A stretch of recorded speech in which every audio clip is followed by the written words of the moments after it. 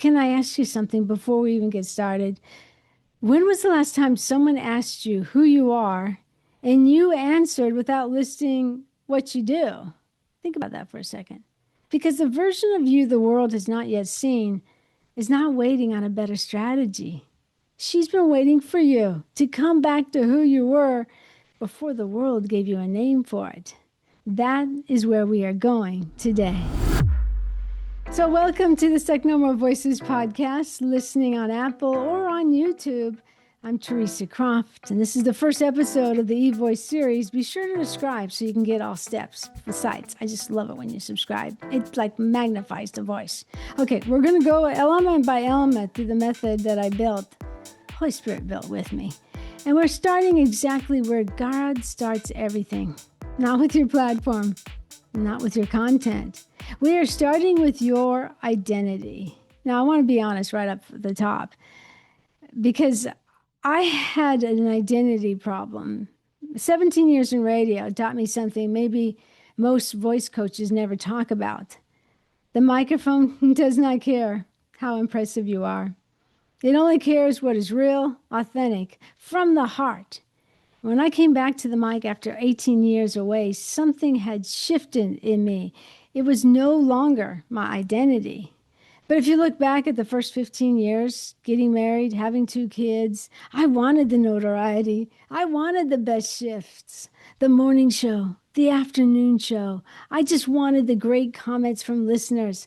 All of that kind of created who I was. It was like my identity.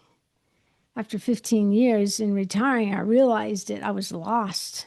All I knew myself as a radio announcer.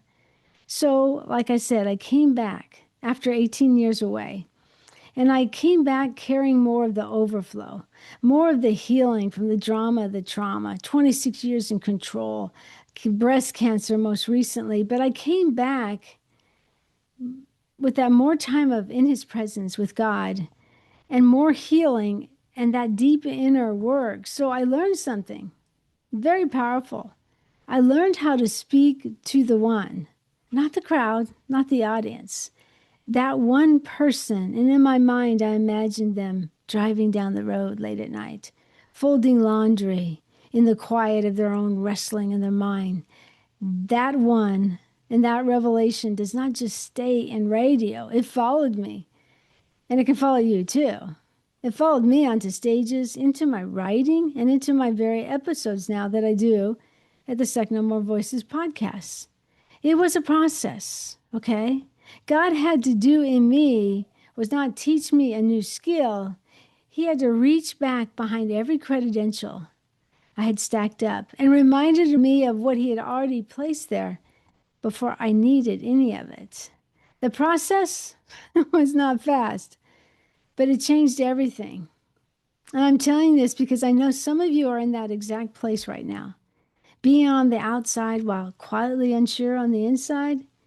And I want you to know that is not failure. That is an invitation. So here's the first truth I want you to receive today. And I mean receive it, not just hear it. Your identity was settled long before your achievements ever were.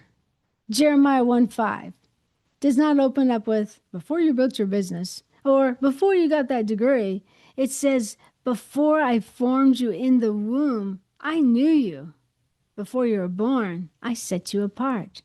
You know, that is not a motivation verse to put on a coffee mug. That is the foundational architect of who you are. God was not waiting to see how things turned out. He was not holding his breath through your hardest years. He already knew. He already named you. And the voice you're trying to find, it was placed inside you before anything else had a chance to vote on it. I say that because so many of the women I work with are accomplished beyond measure. I mean, they have done the work. They have certifications, the years, the client results, the rooms they have stood in and held their own. And still there's this low hum underneath all of that whispers. But have I done enough to deserve to be heard? And I want to be honest with you about what that question really is. That is not a strategy problem, friend. That is an identity wound. Like I said at the top, I had to be healed I had to speak from my scars and not my wounds. I had to make sure that identity wound wasn't bleeding, because no one learns anything from the bleeding. It has to come from the scars. So the second truth we got here builds right on top of that one. When your identity is unclear, your message will always feel slightly off, like a picture frame that is almost straight but keeps catching your eye. You keep adjusting the content. You keep tweaking the offer. You keep starting over with a new brand color or a new hook. But none of it holds because the foundation underneath it is shaky. And the foundation, my friend, is this. You have to know who you are and whose you are before you can know what you are called to say. Your message is not separate from you. It comes from you. It flows from the specific shape of your healing, your history, your calling. When identity is clear, content becomes natural. The platform is just a room. You are what fills it. And when you enter the room, you shift atmospheres because you start to understand your identity. The third truth is one that tends to quiet the room when I say it in a coaching session. Your identity was yours to perform. It was yours to inhabit. There is a difference between performing who you are and actually living from it. Performance is exhausting. It's contingent. It shifts depending on who is watching and what the numbers look like and whether the last thing you posted landed the way you hoped. But when you're inhabiting your identity, rooted in who God says you are, not who the algorithm validated this week, something settles in you. You stop chasing the version of yourself that you think will finally be enough. You start speaking from the one that already is. So what do I want you to walk away from today holding?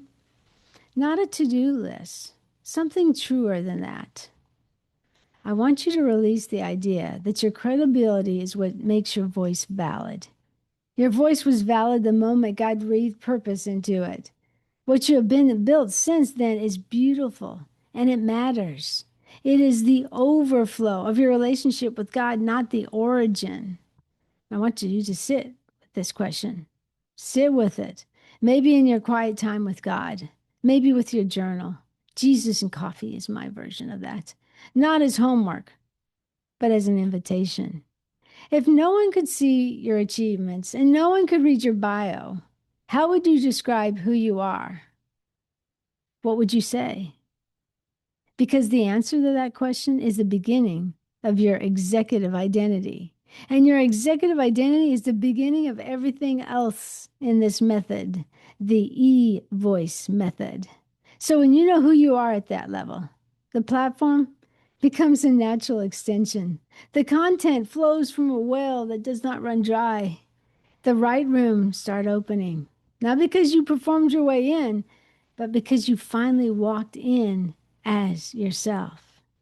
If you're ready to do the work, the real work, at that level, I would love for you to take the next step with me. You can start with the CEO Voice Assessment. It's a complimentary tool I created specifically for established leaders like you, and it will show exactly where your voice is strong and where there may be a gap between who you are and how you're being heard right now.